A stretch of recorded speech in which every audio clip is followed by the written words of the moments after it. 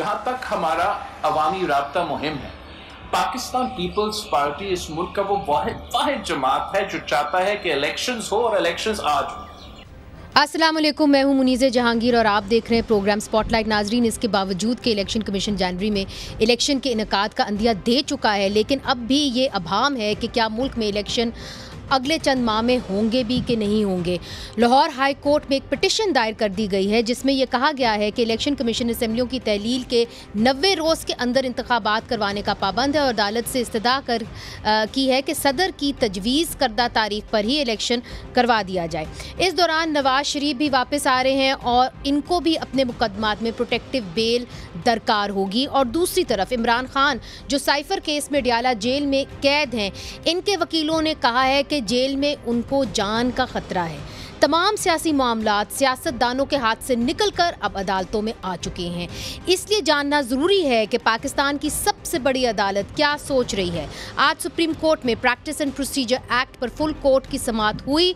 वहाँ पर अब बहस ये हो रही है कि क्या पार्लियामान सुप्रीम है या फिर चीफ जस्टिस को अख्तियार है कि वो अपनी मर्जी के बेंच बनाएं। अगर फुल कोर्ट ने यह फैसला कर दिया कि पार्लियामेंट का बनाया गया कानून दुरुस्त था और साबिक चीफ जस्टिस उमर अता बंदियाल का इस कानून को मुअत्तल करने का फैसला गलत था, तो फिर इसका बराह रास्त असर सियासी मंजरनामे पर आएगा और ये फैसला हो जाएगा कि पार्लियामेंट कानून साजी करने में बालादस्त है और सुप्रीम कोर्ट इन कवानीन को जो है मानने की पाबंद है। इस हवाले से आज की समाअत में भी कोर्ट में जजेस की दो वाज़ेह राय नज़र आई और आप खुद ही जान लीजिए कि झुकाव किसका किस तरफ था। फर्द वाहिद का इख्तियार कम ना हो और फ़र्द वाहिद ने इस मुल्क की तबाही की है। मार्शल लॉ डिक्टेटर्स हो जाए या कोई और हो जाए, वो फ़र्द वाहिद होते हैं, वो इज्तमाही सोच वाले नहीं होते हैं। वो कहते हैं मैं खुद फैसला करूँगा, आपस में नहीं करूँगा। हम आपस में फ़ैसले करने वाली बात है। आपको क्या फ़िक्र पड़ रही है कि हम कैसे फ़ैसला करें आपस में, हम एक करें या तीन करें। आप 5 की बेंच सुन ले एक आइनी मसले को। एक चीफ जस्टिस गुजरे, उन्होंने कहा पहले 5 सीनियर चीफ जस्टिस जजेस सुन लें आइनी मसाइल को, ठीक है। एक इनका एक तर्ज कार है, अगर वही पार्लियामान कर दे, ओहो गुनाह हो गया। तो हमारे सामने एक सबसे बड़ा हदफ होना चाहिए, लोगों के फायदे की बात है या लोगों के नुकसान की। चीफ जस्टिस के फायदे को आप छोड़ दी। order to shield the working of the Supreme Court, Article 191 specifically says the Supreme Court would make its rules. And now what if one were to flip the argument, what prevents the parliament from making a law to say okay? सिर्फ सवाल ये है कि 191 read with 58 कैसे नहीं power देता parliament को कि प्रोसीजर पे कानून साजी करें। ये कि जो प्रोविजंस दिए हैं पावर 2, 3, 4 में, 6 में, 7 में, ये कॉन्स्टिट्यूशन में कहाँ दिया हुआ है जिसकी एनलार्जमेंट हो रही है। The manner in which 184(3) in many cases was used, that probably is one reason why the parliament, a representative body, wanted or needed to have these remedies. तो नाजरीन, इसे आप वाज़े तौर पे देख सकते हैं कि इस वक्त जो हमारे जज साहिबान हैं उनकी क्या राय है। और हमारे साथ इस वक्त स्टूडियोज़ में ऐसे वकील मौजूद हैं जो आज की समाअत में भी थे। पाकिस्तान बार काउंसिल के वाइस चेयरमैन जनाब हारून रशीद साहब हमारे साथ मौजूद हैं, बहुत शुक्रिया आपने हमें ज्वाइन किया। उनके साथ मौजूद है सुप्रीम कोर्ट बार के सदर और सीनियर वकील जनाब आबिद ज़ुबैरी साहब, आपका भी बहुत बहुत शुक्रिया। और लाहौर से हमारे साथ मौजूद हैं साबिक अटॉर्नी जनरल जनाब इरफान कादिर साहब। इरफान कादिर साहब, चूँकि आज आप अदालत में नहीं थे मगर चूँकि आप समाअत अब तो बराह रास्त दिखाई जा रही है, आप सुन रहे होंगे, तो आपसे शुरू करती हूँ। चूँकि जस्टिस एजाजुल एहसन ने आज ये सवाल उठाया और उन्होंने कहा कि जी पार्लियामेंट जो है वो कैसे कॉम्पिटेंट है कि वो ये एक्ट बनाए, इसलिए चूँकि इसेंशली जो है इसके अंदर आपको एक कॉन्स्टिट्यूशनल अमेंडमेंट चाहिए और कॉन्स्टिट्यूशनल अमेंडमेंट जो थी वो तो उन्होंने की नहीं, उसके बावजूद उन्होंने ये लॉ बनाया, तो कॉन्स्टिट्यूशनल अमेंडमेंट की ज़रूरत थी। आपकी राय? बिल्कुल कॉन्स्टिट्यूशनल अमेंडमेंट की ज़रूरत नहीं है। आर्टिकल 191 इस पर बहुत क्लियर है और जो भी सुप्रीम कोर्ट के रूल्स हैं वो ताबे होंगे उस कानून के जो पार्लियामान बनाएगी। और यहाँ पे हो ये रहा था कि एक फ़र्द वाहिद जो कि साबका चीफ जस्टिस हैं वो अपनी मर्ज़ी से बेंचेस बना रहे थे, आवाज़ें सुप्रीम कोर्ट के अंदर से उठ रही थी। बहुत सारे जजेस ने फैसले दिए और उन्होंने कहा कि ये बेंचेस बनाने का तरीका दुरुस्त नहीं है, और एक जज साहब ने यहाँ तक कहा कि ये वन मैन शो है, और पार्लियामान ने इसी चीज़ को देखते हुए कानून बनाया, क्योंकि वो जो सुप्रीम कोर्ट की जो जजेस हैं वो रूल मेकिंग के लिए तो बैठ ही नहीं रहे थे, और वहाँ पे एक किस्म की एक डिक्टेटरशिप कायम हुई थी, और पार्लियामेंट ने वो डिक्टेटरशिप को डाइल्यूट किया, और उन्होंने एक टेंटेटिव असेसमेंट जो की जाती है कि ये केस जो है 184(3) में आता है कि नहीं, इसमें बेंच कौन सा बनना चाहिए, तो वो टेंटेटिव असेसमेंट पहले चीफ जस्टिस करते थे जो कि एक फ़र्द वाहिद थे, अब 3 जजेस करेंगे, लेकिन वो भी टेंटेटिव असेसमेंट होगी, फाइनल असेसमेंट वो बेंच करेगा जिसके पास ये मामला जाएगा। तो लिहाजा ये एजाजुल एहसन साहब का ये जो कहना है कि यहाँ पे कानून कॉन्स्टिट्यूशनल अमेंडमेंट होनी चाहिए, मेरे नज़दीक ये बिल्कुल उन्होंने एक लीगली इररेलेवेंट बात की है। आबिद ज़ुबैरी साहब, जिस तरह के इरफान कादिर साहब कह रहे हैं कि जस्टिस एजाजुल एहसन साहब ने एक लीगली इररेलेवेंट बात की है, आप भी ये समझते हैं? बिस्मिल्लाहिर्रहमानिर्रहीम। देखिए, मैं ज़रा एहतियात से बात करूँगा क्योंकि मैं इस केस में आपको नोटिस है जी। और मैं उसकी मेरिट्स पे आपसे दरख्वास्त करूँगा कि बात ना की जाए। लेकिन देखिए, इररेलेवेंट बात मैं नहीं समझता कि ये बड़े अदब के साथ मेरे बड़े भाई हैं इरफान कादिर साहब, ये कि इररेलेवेंट बात आप कह सकते हैं कि वो कानूनी तौर पर सही नहीं, तो अल्फाज का चुनाव अगर बेहतर हो तो दरख्वास्त है। लेकिन देखिए, जो बात बात जजेस जो कर रहे हैं, उन कोर्ट के सामने मुद्दा क्या है?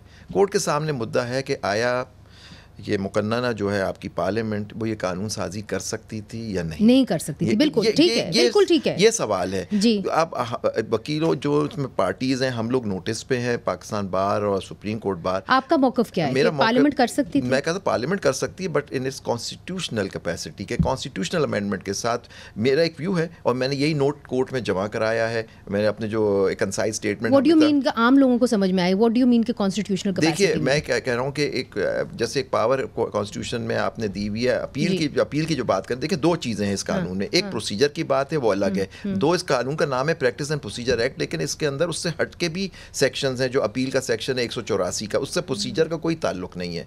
तो यही चीफ जस्टिस साहब ने भी ये पॉइंट आउट किया कि इस लॉ में सिर्फ प्रोसीजर की बात नहीं हो रही है, एक बात ये भी हो रही है कि अपील का राइट जो देखिए अपील हम सब की डिमांड थी कि 184 जो 3 की पावर है सुओ मोटो या ये तो तमाम बार्स की रही है कि जी 184(3) के अंदर अपील का हक होना चाहिए। ये हमारी डिमांड है, लेकिन हमें सिर्फ तरीक़ाकार के ऊपर आर्ग्यू करना है कि ये देखना है कोर्ट में कि बात ये करनी है कि आया उसको तरीक़ाकार वो कॉन्स्टिट्यूशनल अमेंडमेंट के थ्रू होगा या सिंपल मेजॉरिटी से पार्लियामेंट ये लॉ पास कर सकती है। आप क्या कहते हैं? तो मेरा जो स्टैंड, मेरी जो मैं रिपोर्ट उसमें किया, मेरा है कि इसमें कॉन्स्टिट्यूशनल अमेंडमेंट की ज़रूरत है। मगर आप चूंकि दरख्वास्त गुजार हैं तो नहीं, मैं दरख्वास्त गुजार नहीं हूँ। अच्छा, मैं नोटिस पे हूँ। तो आप अपील देने की शिक की भी मुखालफत करेंगे? जिस तरह से ये किया गया, मैं कहूँगा लेकिन अपील होनी चाहिए बिल्कुल, मगर कॉन्स्टिट्यूशनल अमेंडमेंट के साथ। ठीक है, हारून साहब आप कुछ कहना चाहेंगे इस हवाले से? Thank you ji. Actually 191 article जो है उसमें लिखा हुआ है कि ये सुप्रीम कोर्ट रूल्स बनाए subject to constitution and the law. जब एंड द लॉ आ जाता है वो सारा क्लियर हो जाता है, या तो वो लॉ के थ्रू करें या वो कॉन्स्टिट्यूशनली करें।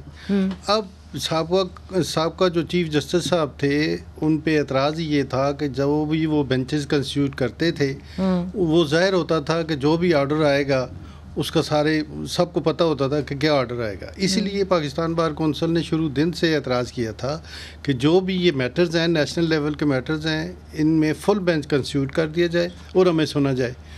तो साबिक चीफ जस्टिस साहब ने हमें ओपन कोर्ट में कह दिया जी कि आपको फ़िलहाल हम नहीं सुन सकते, हम सुप्रीम कोर्ट बार को सुनेंगे।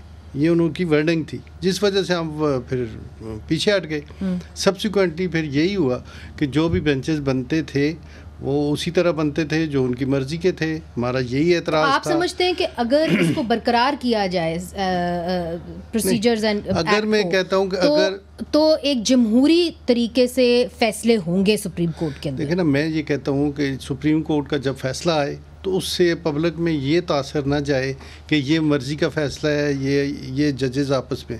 देखिए, अब फुल बेंच बैठा हुआ है और फुल बेंच में जो भी डिसीजन आएगा, चाहे वो मेजॉरिटी में जिधर भी होंगे, वो कानून बन जाएगा। इसमें तो आप अग्री करते हैं ना ज़ुबैरी साहब कि इन्होंने अच्छा किया फुल कोर्ट बना दिया? जी, मैं बिल्कुल करता हूँ। बहुत अच्छा मेरा एक तो ये था, ये नहीं था कि सुप्रीम कोर्ट बार चलते, पाकिस्तान बार की तरफ से हसन रजा पाशा भी उन केसों जिसमें मुझे नोटिस था उनको भी सुना गया उन केसों में। ठीक, हम तो ये कहते हैं ना कि वो चूंकि अगर इन्होंने करने थे तो तो सुप्रीम कोर्ट के चीफ जस्टिस साहब बैठे हुए थे, उनको चाहिए था रूल्स बनाते।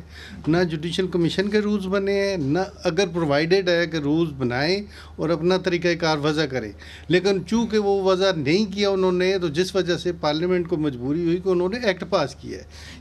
ठीक है, वो बात मैं आपकी समझ गई हूँ इरफान कादिर साहब, क्योंकि आज अदालत के अंदर ये भी कहा गया, जस्टिस मुनीब ने ये कहा कि जी डोसो केस में हमारे से गलत फैसला हुआ, मगर वो आसमा जलानी केस के अंदर दुरुस्त हो गया, तो सुप्रीम कोर्ट के पास पावर्स हैं कि वो अपने ही फैसलों को दुरुस्त कर दे। तो फिर सुप्रीम कोर्ट के पास तो ये पावर्स हैं और ये उनका एक आर्गुमेंट था। जी वो बिल्कुल मैं समझता हूँ ये भी आउट ऑफ प्लेस है। अब जुबैरी साहब ने मुझे डरा दिया है कि ये भी नहीं कहना कि वो डराया नहीं है सर, रेलेवेंट बात कर सकते हैं। तो मैं उनकी बड़ी इज्जत करता हूँ, वो बार के सदर हैं और हम सब इनको लुक फॉरवर्ड करते हैं कि ये जहाँ ड्यू प्रोसेस होगा, जहाँ राइट टू फेयर ट्रायल होगा, वहाँ पे अगर जजेस ऐसी बात करेंगे जो कि fair right to fair trial और ड्यू प्रोसेस के ख़िलाफ़ कोई बात है, तो उसमें मैं एक्सपेक्ट यही करता हूँ कि हमारे बार के लीडरान जो हैं वो उनको चाहिए कि इस पे खुल के बेशक बात करें, इसमें कोई बुरी बात नहीं है। और मैं ख़ुद इनकी बहुत इज़्ज़त करता हूँ और इनके जो व्यूज़ हैं वो बिल्कुल मैं उनका एहतराम करता हूँ, लेकिन मैं सिर्फ ये बता देना चाहता हूँ कि बग़ैर अपील के ये सोचना कि राइट टू फेयर ट्रायल है या राइट टू ड्यू प्रोसेस है तो नहीं है, क्योंकि ये जो राइट टू फेयर ट्रायल है article 10A is a constitutional right now, और इसी तरह से ड्यू प्रोसेस पे तो कभी कोई इस पर कोई इशू हुआ ही नहीं है। तो ये कहना कि एक अपील ही नहीं होगी किसी मामले में and once for all you are doomed, तो ये आप इसको समझेंगे कि ये फेयर ट्रायल है, क्योंकि अपील जो है it's a continuation of the basic trial, it is the continuation of the decision of the court of first instance. तो इसलिए अपील जो है वो प्रोवाइड की जा सकती है लॉ के ज़रिए, इस पर कोई मुझे अमर माने नज़र नहीं आ रहा, कोई कन्फ्यूजन नज़र नहीं आ रहा। और ये जो कहा जा रहा है कि पार्लियामान जो है वो सुप्रीम कोर्ट के रास्ते में हायल हो रही है या उनकी डोमेन में इंक्रोचमेंट कर रही है, तो हरगिज़ नहीं कर रही। सुप्रीम कोर्ट को एम्पावर कर रही है, इसलिए एम्पावर कर रही है कि एक तरफ तो एक इंडिविजुअल थे जो कि सारे सुप्रीम कोर्ट को कंट्रोल करते थे, उन्होंने वो टेंटेटिव असेसमेंट जो कि एक इंडिविजुअल कर रहे थे, उन्होंने 3 सीनियर मोस्ट जजेस को ये सौंप दिया और उस पर भी फाइनलिटी नहीं दी उनकी असेसमेंट को, वो भी असेसमेंट उनकी टेंटेटिव होगी उन तीन की जो कमेटी बनी है फाइनल। मगर इरफान कादिर साहब कत्ता कलामी माफ, आबिद जुबैरी साहब ये कह रहे हैं कि जी I am not against appeal, असूली तौर पे मैं समझता हूँ कि अपील होनी चाहिए 184(3) के केसेस के अंदर, मगर वो ये कहते हैं कि जो तौर तरीका है वो गलत है, ये कॉन्स्टिट्यूशनल अमेंडमेंट के जरिए आना चाहिए था, सिंपल मेजॉरिटी नहीं 2/3 मेजॉरिटी पार्लियामेंट की दरकार थी। मैं बताता हूँ इसका जवाब मैंने दिया है, गालिबन मैं फिर देता हूँ, क्लैरिटी के साथ देता हूँ। देखें कॉन्स्टिट्यूशन ही में लिखा हुआ है ना राइट टू फेयर ट्रायल, हाँ। तो जब कॉन्स्टिट्यूशन में लिखा हुआ है राइट टू फेयर ट्रायल, तो अपील जो है that is right to fair trial, that is inbuilt in that right to fair trial जो है बगैर अपील के हो ही नहीं सकता। तो अच्छा, ये आर्टिकल 10A पे मैं भी रिलाई कर रहा हूँ। ठीक, ये आपने बड़ी अहम बात कर दी है, आर्टिकल 10A की स्पिरिट में है, ये बड़ी अहम बात कर दी कि आर्टिकल 10A हमें राइट टू फेयर ट्रायल देता है, यानी कि हमारे पास वो हक है। तो वो ये कहते हैं कि आप जो 184 right to fair trial if there is no right to appeal, appeal ही नहीं है, क्योंकि आप छोटी अदालत से जब ऊपर आते हैं तो आपको कुछ तो आपको होता है कि जी चले मैं छोटी अदालत से शुरू हुआ फिर मैं ऊपर तक आया, इधर तो आपकी पहली आप अदालत में गई सुप्रीम कोर्ट में, उन्होंने ही आपको खत्म कर दिया, अपील भी नहीं हुई। मुझे आप 1 मिनट दें, जी अगर आप मुझे इजाजत दें सिर्फ 1 मिनट के लिए, इतनी सिंपल चीज है कि देखें एक रेपिस्ट जो है उसको ट्रायल भी होता है, उसको राइट ऑफ अपील भी है, वो फिर चला जाता है हाई कोर्ट में भी चला जाता है, वो फिर चला जाता है सुप्रीम कोर्ट में लीव टू अपील में चला जाता है, फिर वो रिव्यू में चला जाता है, राइट। लेकिन 184(3) में अगर किसी के खिलाफ फैसला हो, उसकी प्राइम मिनिस्टरशिप चली जाए, वो सारी जिंदगी के लिए नाअहल हो जाए, तो उसको ना तो ट्रायल उसका हुआ ना उसको राइट ऑफ अपील दी गई। तो अगर पार्लियामान ने ये चीज़ की है तो बिल्कुल उसी स्पिरिट में की है जो कि कॉन्स्टिट्यूशन की आर्टिकल 10A में जो लिखा है। ठीक, आबिद जुबैरी साहब। देखिए मैं बिल्कुल इरफान भाई की बात से एग्री करता हूँ और बिल्कुल मेरे इनको डराने का कोई वो नहीं था, मैं छोटा हूँ इनसे और मैं इनकी बड़ी इज्जत, मगर उन्होंने जो अहम नुक्ता निकाला है राइट टू फेयर ट्रायल, बात मैं आपसे कहा कि मैं उनसे बिल्कुल एग्री करता हूँ कि फेयर ट्रायल, लेकिन ये पार्लियामेंट से बड़ी गलती हुई जब ये 18वीं तरमीम में ये 10A ऐड हुआ उस वक्त राइट ऑफ अपील देना चाहिए था, उस वक्त अमेंडमेंट चलिए वो तो हो गया ना, अब गलती हो गई ना। अब तरीकाकार यही है कि अमेंडमेंट के थ्रू होगा, क्योंकि देखिए जो पॉइंट है ओरिजिनल जुरिसडिक्शन है और ओरिजिनल जुरिसडिक्शन सुप्रीम कोर्ट ने दी हुई है, तो ये जो ओरिजिनल फ्रेमर्स थे उन्होंने राइट ऑफ अपील नहीं दिया, तो right of appeal is substantive right, ये एक बात है। और उसके तहत मेरा व्यू ये है कि बिल्कुल होना चाहिए, right of fair trial demand करता है कि राइट ऑफ अपील, लेकिन मेरा कहना है तरीक़ाकार पे इशू है, not the provision of appeal. मगर जस्टिस मिनिला ने, जो भंडारी साहब है पीटीआई को जो सपोर्ट कर रहे थे, उनकी तरफ से पेश हो रहे थे, उनको कहा कि आपको नहीं लगता कि जो ये सारे पावर्स हैं ये 3 जजेस के अंदर होने चाहिए, सिर्फ सीजेपी के अंदर नहीं होने चाहिए? तो उन्होंने कहा जी ऐसा ही है। तो फिर उन्होंने कहा फिर आप नहीं समझते कि ये एक अच्छा कानून है कि जी 3 जजेस के अंदर ये फैसला होना चाहिए, सिर्फ एक वन मैन शो नहीं होना चाहिए? देखिए इशू ये कल पार्लियामेंट ये डिसाइड कर दे। अभी आप देखें प्रोसीजर की बात कर रही हैं, आप अपील से आप हट गई हैं क्योंकि ये प्रोसीजर की बात हो रही है। ठीक है, अब प्रोसीजर में कल पार्लियामेंट कहे कि 3 नहीं 5 होंगे या 7 होंगे। अच्छा, आपका देखिए पॉइंट इज दैट कि क्या पार्लियामेंट, देखिए हमारी एक सेपरेशन ऑफ पावर की भी एक डॉक्ट्रिन है कि हर कोई अपने उसमें स्फीयर में इंडिपेंडेंट है। ये 191 की जो होगा ये उसकी बात होगी कि जो कानून में है कि रूल्स कौन बनाएगा। अब रूल्स के अंदर अमेंडमेंट नहीं हो रही, बिल्कुल सही बात की उन्होंने कि देखिए 1980 के थे और बिल्कुल अगर ये इंप्रेशन जा रहा था कि जी ये बिल्कुल डिक्टेटरशिप हो गई और ए वन मैन शो हो गया। और आपको याद है एक जज साहब ने तो ये कहा था इंपीरियल कोर्ट, आपको याद होगा एक नोट लिखा था एक जज साहब ने, उन्होंने कहा था इंपीरियल कोर्ट। तो देखिए ये सब बातें अगर हो रही हैं और जजेस के अंदर भी इशू था तो, और सही बात है आज चीफ जस्टिस ने कहा अगर फर्स्ट मैं नहीं बुलाता फुल कोर्ट आप क्या कर लेंगे? देखिए 209 तो नहीं लगेगा, मैं कोर्ट की मीटिंग नहीं कॉल कर रहा। In principle you are with this idea कि डेमोक्रेटाइज होना चाहिए, मगर आप ये कहते हैं will go back to that. ये एक अहम इशू है चूंकि नाजरीन अगर इस केस के अंदर फैसला जो है वो ये आ गया कि प्रैक्टिस एंड प्रोसीजर बिल जो है बरकरार रहेगा, एक्ट बरकरार रहेगा, तो उसके बड़े दूररस सियासी नताइज होंगे। वो भी हम अपने वकीलों के पैनल से पूछेंगे। मियां नवाज शरीफ साहब ने भी वापस आना है, उस हवाले से भी उनसे पूछेंगे, प्रोटेक्टिव बेल के हवाले से वक्फे के बाद। वेलकम बैक नाज़रीन। चूँकि मेरे साथ वकील हैं तो ब्रेक के दौरान भी एक लीगल बहस छिड़ी हुई थी। तो लीगल बहस ये थी कि जब मियां नवाज शरीफ साहब वापस आएंगे तो क्या उनको प्रोटेक्टिव बेल की ज़रूरत होगी या उनको वहाँ पे एयरपोर्ट से ही हिरासत में ले लिया जाएगा? हारून साहब, आप तो इस किस्म के केसेस करते हैं, तो क्या मियां नवाज शरीफ साहब को प्रोटेक्टिव बेल की ज़रूरत होगी और उनको पहले से मिल जाएगी तो उनको जेल जाना नहीं पड़ेगा? जी बिल्कुल ऐसा ही है। प्रोटेक्टिव बेल उसी तरह दी जाती है कि मुझे सुना जाए और मेरे केस का फ़ैसला या अपील का फ़ैसला किया जाए। अब मियां साहब का जहाँ तक तलक है तो उनके केस में उन्हें गवर्नमेंट ऑफ पाकिस्तान ने भी परमिट किया था बाहर जाने के लिए और हाई कोर्ट ने भी इजाज़त दी थी कि उन्हें बाहर जाने दें। उनकी फ़िज़िकली वो अनफिट थे, उन्होंने इलाज के लिए जाना था। तो जब उन्होंने इजाज़त दी हुई है, अगर वो इन टाइम नहीं आ सके तो वो अपना कोई रीज़न देंगे कि क्यों नहीं आ सके, लेकिन उनका ये राइट है कि उनकी अपील मेरिट पे सुनी जाए।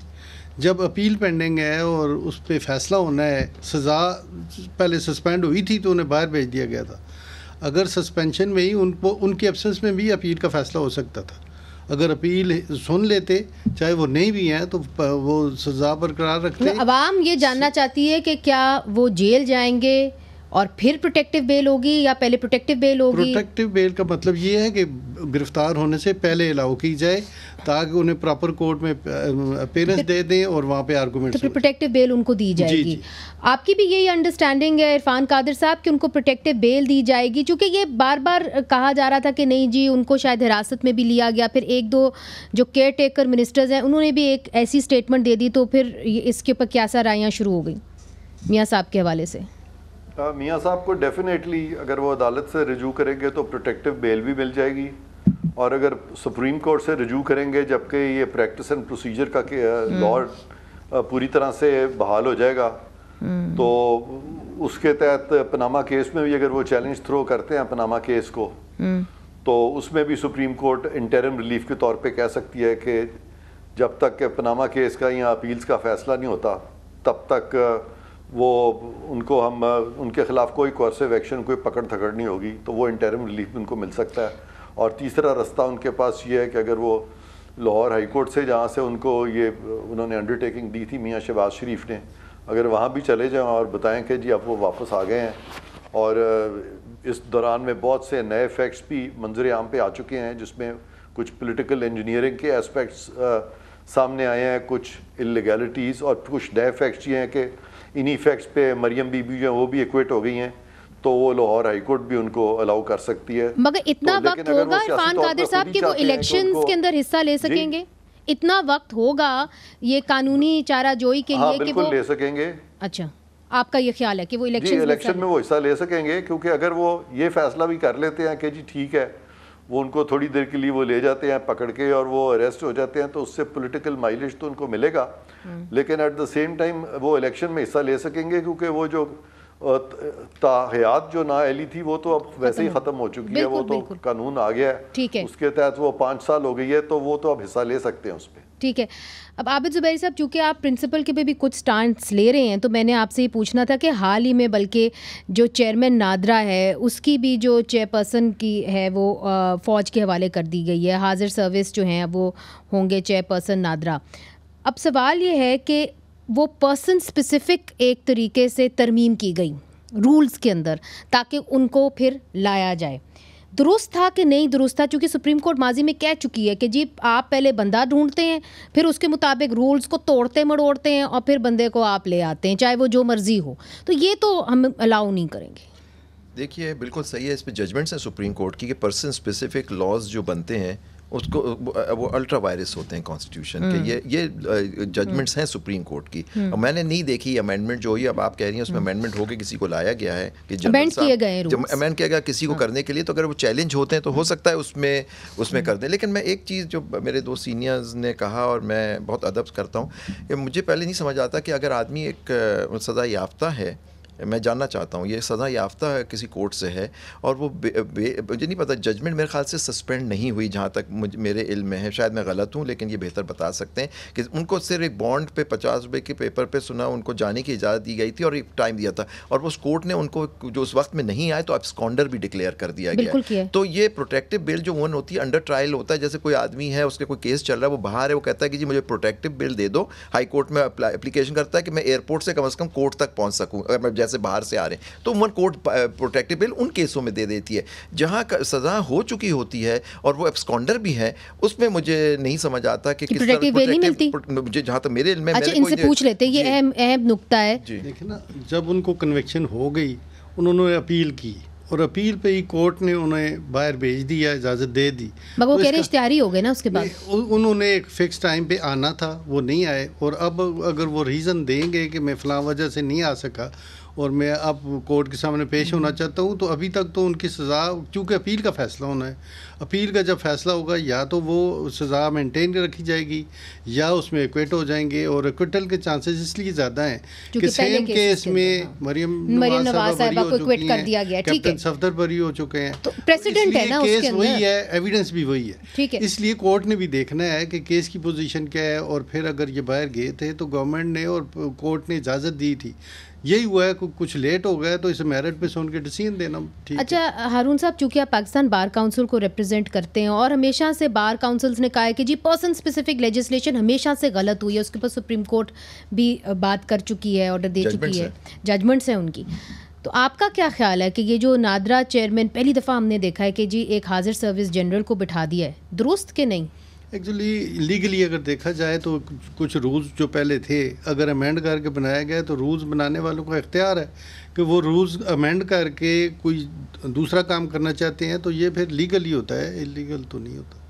अच्छा, रूल्स अगर अमेंड करके एक्ट के अंदर रहना होता है, rules can not be beyond the act. लेकिन जो नादरा ऑर्डिनेंस है, नादरा ऑर्डिनेंस के अंदर रूल्स बने, उन्होंने स्पेसिफाई किया, और rules have to be, rules को उन्होंने तब चेंज किया जब वो इश्तिहार दे चुके थे। जी देखिए ना, ये सारी चीजें कोर्ट ने कहा स्पेसिफिक ऑर्डिनेंस, और उसके अंदर रूल्स के अंदर स्पेसिफिकली ये कहा था कि आप अपने पेरेंट कंपनी से इस्तीफा दें, फिर आए, फिर आप रिटायर हुए तो फिर हम आपको देंगे। यही कहता हूँ ना कि अगर रूल्स उन्होंने चेंज किए, जो अमेंडमेंट की है, तो उसमें ये रिलैक्सेशन दी होगी ना कि उसकी जरूरत नहीं है, तो फिर दुरुस्त है कि नहीं?